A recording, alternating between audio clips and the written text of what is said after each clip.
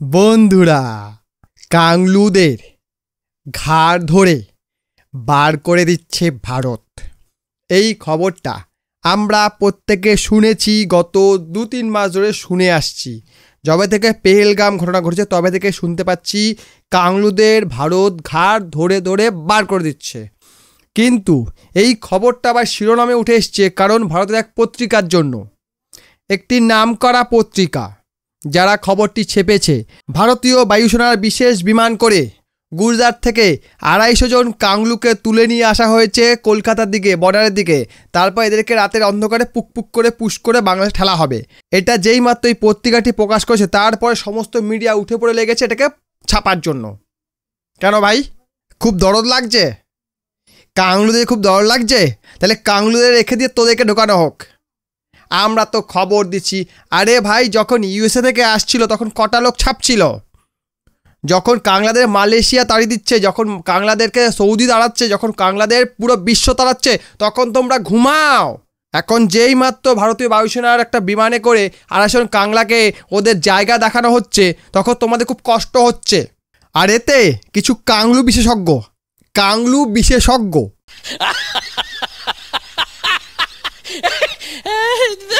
কাংলাদেশি বিশেষজ্ঞ, তাকে বলেছি কাংলু বিশেষজ্ঞ। সেই কাংলু বিশেষজ্ঞ উদ্বেগ প্রকাশ করেছে। কিসের উদ্বেগ ভাই? পিছনে কি চুলকাচ্ছে? উদ্বেগ না বিষয়টি মধ্যে লাগিয়ে গেছে? উদ্বেগ লাগছে, উদ্বেগ প্রকাশ করেছে। কিসের উদ্বেগ? তারা বলছে বাংলাদেশ নাকি চিন্তায় আছে। কি নিয়ে চিন্তা ভাই? দেশের মধ্যে 50 কোটি লোক, দুনিয়াকে বলে বেশ আমরা 17 কোটি লোক, বাকি 33 কোটি কোথায় থাকে?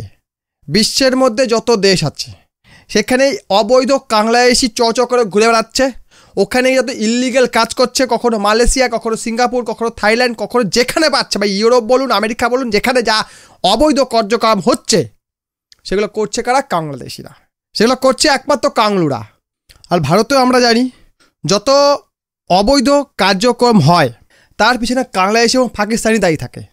পেহেলগাম ঘটনার পরে ভারত সরকার যখন পাকিস্তানি এবং বাংলাদেশিদের খোঁজা শুরু করলো, আমরা দেখলাম এখানে এসে বাবুরা চিপকে বসে আছে।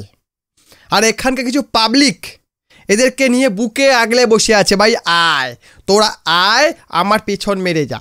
कौन है ये लोग? कहां से आते हैं? কিছু পাবলিক আছে যারা এইসব কথা বলে।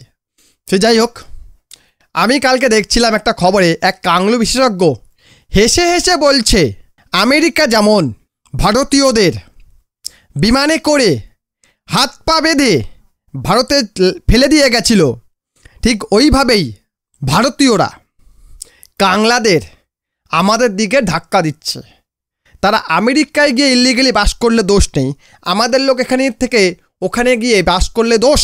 আরে মূর্খ, যে সকল ভারতীয় অবৈধভাবে আমেরিকায় গিয়েছিল, আমেরিকা সরকার যখন বলল দেখো এই সকল লোকগুলো তোমাদের ওখান থেকে এখানে ইল্লিগালি এসছে, আমরা এদের রাখবো না, তখন ভারত সরকার নীরবে এদেরকে ফেরত নিয়েছে।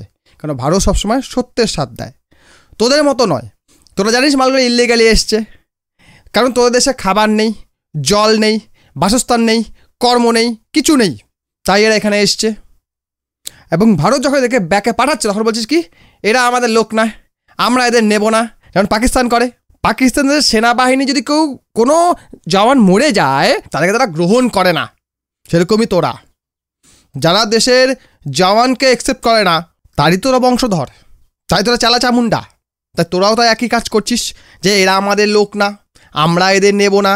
তখন ভারত কী করছে, আচ্ছা তাহলে এরা কি আকাশ ফুটে বেরিয়েছে, নিবিড়ে তোরা ঘাড় নেবে বলে আচ্ছে করে ঠুকে দিচ্ছে। আর তোরা নীরবে চুপচাপ বসে আছিস, কিছু করার নেই। কি করবি রে? ভিখারির দল। যে ভিক্ষা নেয় সে কিছু করতে পারে, যে ভিক্ষা দেয় সেই কিছু করতে পারে।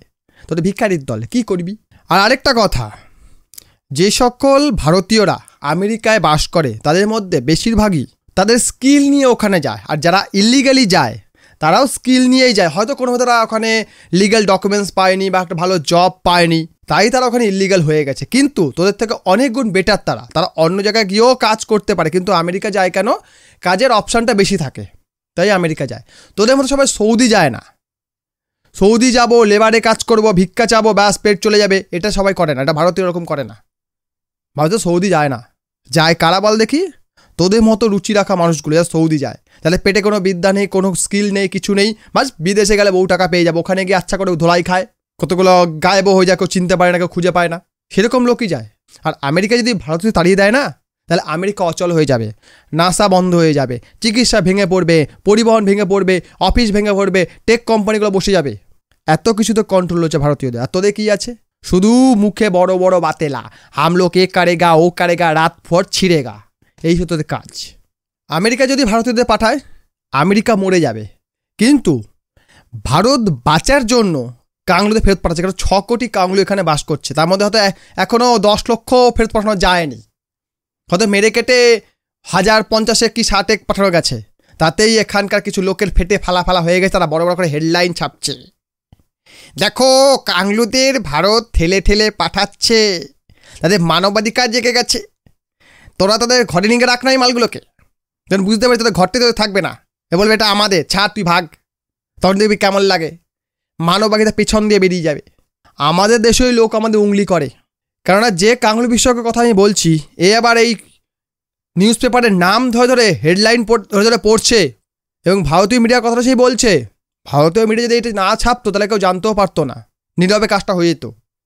কিন্তু আমরা বেশি চালাক, তাই আমরা বড় হেডলাইন ছাপেছি, দেখো কাংলুদের বিশেষ বিমানে আনা হয়েছে বর্ডারে, এবার রাতে অন্ধকারে এদেরকে পুশ করা হবে ওপারে, ফেটে ফালা হয়ে যাচ্ছে এদের। তো যাই হোক, অবৈধ লোক দেশের বাইরে যাক, এটাই আমরা চাই। ভিডিও ভালো লাইক করুন, কমেন্ট করুন, শেয়ার করুন, চ্যানেল সাবস্ক্রাইব করুন। ভিডিও দেখার জন্য অসংখ্য ধন্যবাদ।